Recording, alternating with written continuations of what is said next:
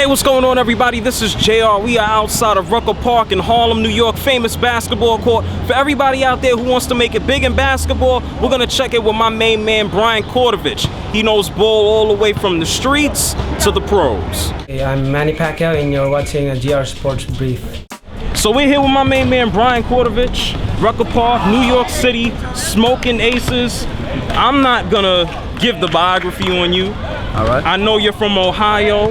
You ball the hell out here in New York City. Drop some quick information on who you are, where you're from. Let the people know. Real close Brian to the Kortovich, NBA. AKA Smoking Aces, from Cleveland, Ohio. Growing up in Cleveland, Ohio is a lot different than obviously New York City. So I've always heard about the Rucker we're at right now. So playing here, making a name for myself was very big. So went to Manhattan College. After college, I moved out here, and the rest is history. Now, you've played overseas a whole lot. You went to college out in Cleveland. I know you've even played with dudes like LeBron. You've been overseas. Israel, correct me if I'm wrong. Israel. Croatia. Where else have you been? France? Where have you been, man? My first job was Kuwait. I was actually during the Iraqi war. It wasn't really the most comfortable situation, but it was my first job. I knew I had to take it, because at the time I was actually working on Wall Street. But then to keep the dream alive, you know, I had to get my first job somewhere. So I went to Kuwait, Italy, Israel, France, Dominican Republic, and a short stint in the NBA D League. So yeah, I've been well traveled. So you played in the D League. Now you've been close to quite a few NBA opportunities. Do you want to give out a little bit of information? Can you tell anybody out there who wants to play in the league, what does it take? How did you get to this point besides actually shooting the lights out like the helicopter hopefully doesn't do around here?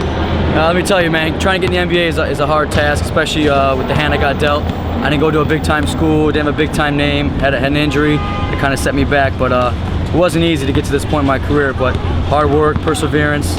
I mean, obviously traveling the world, having big games in New York City and abroad got me to a level where I actually got an invite to the New York Knicks in 2009 against some draft picks.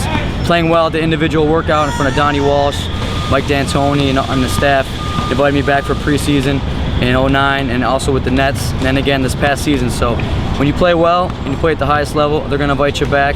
So right now I'm at the point where they know who I am, and all it's going to take now is just, you know, one guy in position of power to say, hey, we want this guy on our team. Now, do you think coming and playing, or moving, I should say, to New York City has given you a huge advantage rather than staying in Ohio, or some dude who's just staying in Texas, or somebody out in Cali just practicing real hard on a farm somewhere? Do you think being in New York City has helped you out?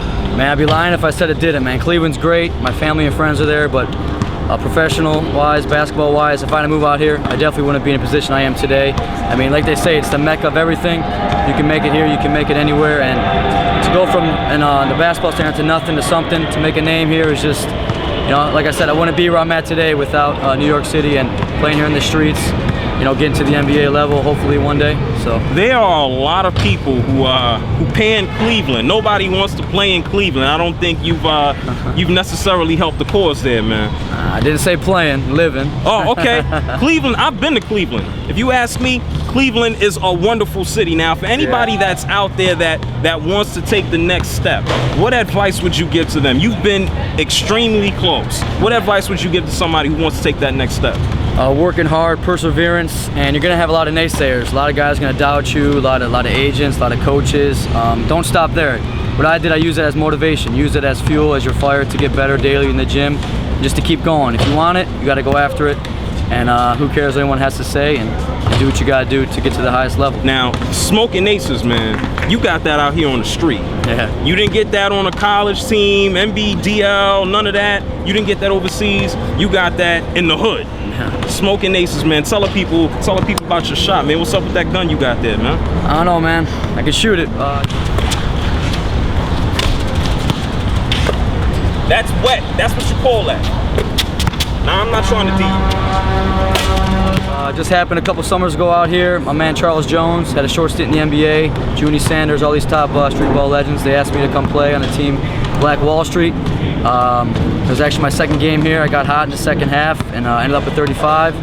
And the guy in the mic said, "Hey, if you score one more bucket," I don't want to tell you the names they were giving me before, but they weren't clean. They weren't user friendly, so to speak. But a couple jump shots later, EJ the mayor said, "Brian, aka Smoking Aces, you've arrived." So that name's kind of followed me everywhere in New York City and throughout the overseas travels and all that too. So now it was big. For a dude like you who straddles the line between playing out here somewhere like the Rucker behind us, playing for dudes like Donnie Walsh, who have millions and millions of dollars at stake in regards to who they bring in and what they do. What's the difference between playing out in the street and then playing organized, tucked up ball where, guys' jobs are on the line? I think they're both competitive, obviously, but the NBA level, you have to be able to play in a system, and you got to be efficient. Out here in the streets, it's a lot. It's not like N1 here at Rucker and any other games in New York. You got to have skill, but obviously, I got the toughness. Playing in these streets and playing in these tough neighborhoods, it kind of gives you that grit, and that grit kind of got me to the NBA level, kind of just going at anybody, anytime, and producing. So it's just, from the street game, you get that competitive fire, and without the street game, I don't think I'd be where I'm at right now. So you're pretty close, man. We all know the NBA is in a lockout. Last year, you were close with the Nets and the Knicks. What is next for you, my man? NBA lockout, no lockout. What can we expect? I got some looks right now in Croatia. I was out there last month with some workouts with the national team and EuroLeague club.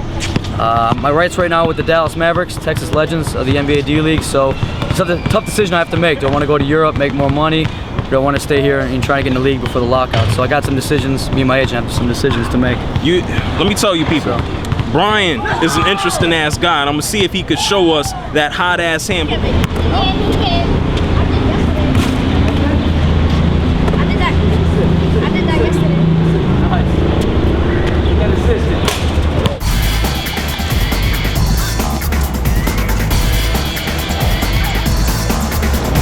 When you make them, which is at a high percentage, you make them. This guy puts the ball in and the net makes a sound that I've never heard in my life.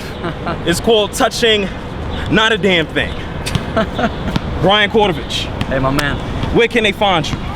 Everywhere. But Twitter, @SmokingAces1. Your hand is hot, bro. Let go. It is, man. I'm sorry. I'm sorry. No, not the sweat. You're just putting the shots in. Hey, man. We're out of here. He's gonna shoot around. I'm just gonna rebound. I'm retired. Watch that. It's a wrap. Peace.